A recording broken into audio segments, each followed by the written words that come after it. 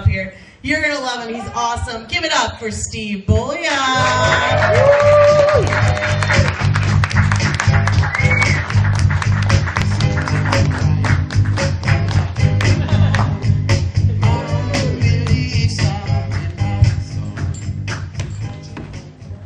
Hello, everyone. So I walked here, and some of you might know there's a part of Santa Monica Boulevard that is just littered with gay prostitutes. I think the Native Americans call it Trail of Queers. But, so I was propositioned by a prostitute. He thought I was a John.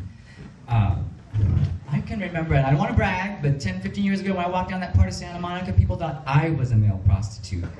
Getting older sucks. I don't want to be the John. I want to be the whore again. A little bit about me. I'm half Vietnamese, half American. My mother was a Vietnamese nurse. My father, American GI. I'm a war baby. I also have a large family. I have 8 brothers and 5 sisters. And when we came to the States, we saw 2 TV shows that had large families, The Partridge Family and The Brady Bunch. But we thought they had white people's problems. Oh, your life's so hard, your parents divorced? Oh, you single mother? Did you survive a war? That's how we talked back then. How you guys doing? We didn't have much money growing up, we didn't have our imaginations, so we loved the Planet of the Apes movies, the series, but we didn't have costumes, so we would just put gloves on our feet and walk around like we were the characters in the movies. We were big fans of Star Trek, and when we played the alien parts, we had a formula for our alien name. It was just like my name backwards. So Stephen Bolia would be Nebet's Ilo. I am Nebet's Ilo from Rigel 7. I do not come in peace. It didn't always work out because my sister Kim, her alien name was Michelob. My name is Michelob. My name means cheap beer in your Earth language. We also played pranks on each other. We had this thing called a blanket party. Blanket party is basically you and your other siblings will wait in the dark room for another sibling to come in. You throw a blanket on them, you beat the crap out of them, and you run. And they don't know who did it.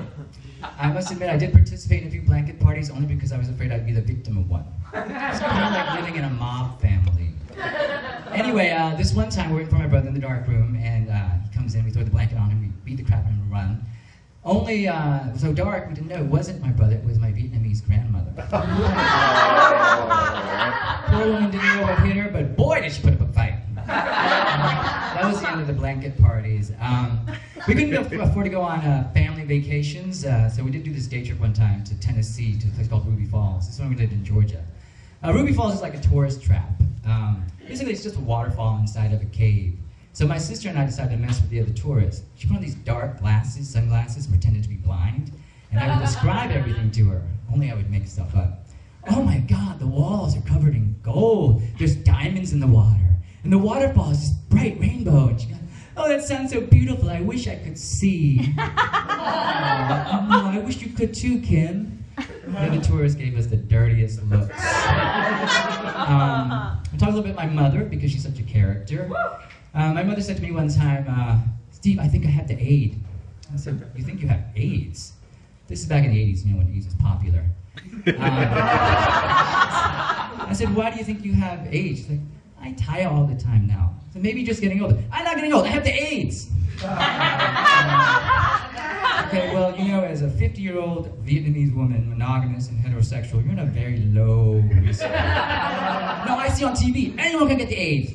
Well, I guess you do have a point. Anyway, a week later, she came to me like, Steve, I had a cure for the AIDS. Like, she had found this root in the backyard. It looked like something she recognized from Vietnam. So I said, how do you know it works?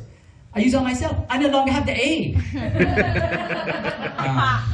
Vietnamese people were very superstitious. We believe in ghosts and stuff like that. So when my Vietnamese grandmother died, no, she didn't die from the blanket party. My grandmother died. We accidentally beat her to death. No, when she died, I had this dream. She came to visit me, and I made the mistake of telling my mother. My mother was upset. She was like, why she visit you, not me? What'd she say? She talk bad about me? I'm like, I'm so sure the dead come back to trash talk the living. Anyway, a few years later, my brother was in this horrible car accident. He was actually clinically dead for a while. He's fine now. But anyway, when he came out of his coma, the first thing my mother said to him was like, did you see Grandma? What'd she say? Did she talk bad about me? The poor boy just came out of a coma. Of course, I was thinking like, I wonder if he saw my deck dog, Christy. My brother dies and comes back to life, and we act like he's been on vacation. So did you see anyone we know? Bring back anything?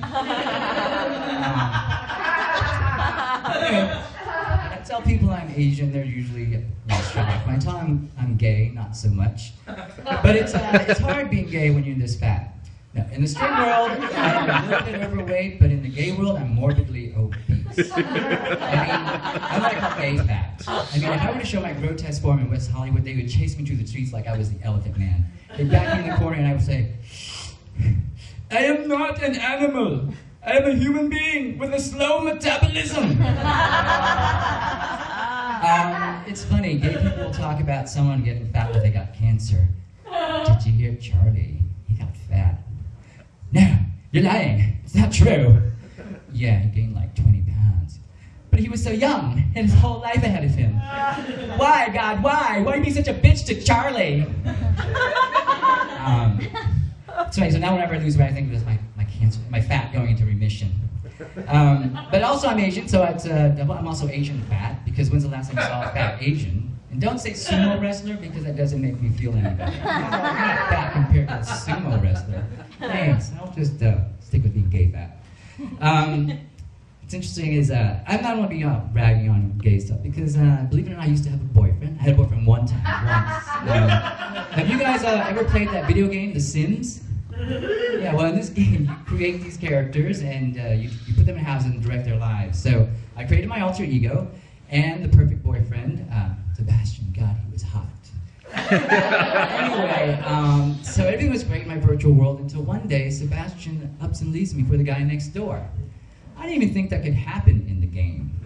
I was devastated. I mean, like, if I can't keep a boyfriend in a fantasy world that I created, what chance do I have in the real one? I do want to say, if anyone still plays The Sims, can you tell Sebastian, God, I still love him so much it hurts! Alright guys, that's it for me. Thank you very much.